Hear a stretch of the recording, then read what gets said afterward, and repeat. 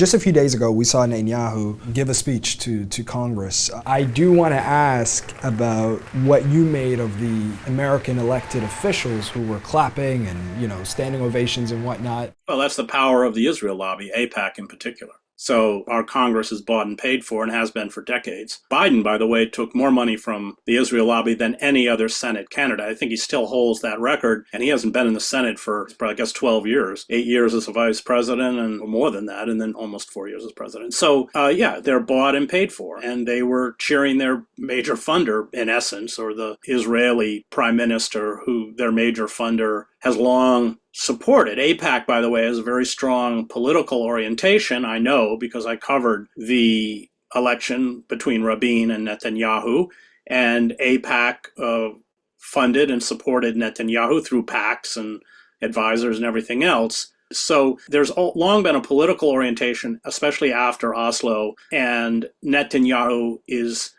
hand in glove with the Israel lobby.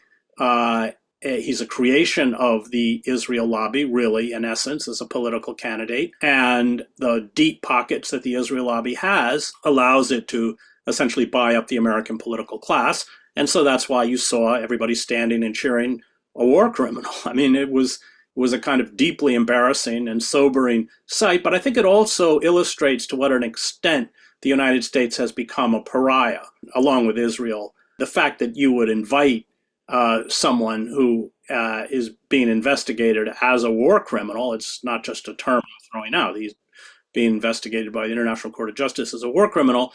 So that they would invite him, it just shows you how checked out both Israel and the United States have become from the global community.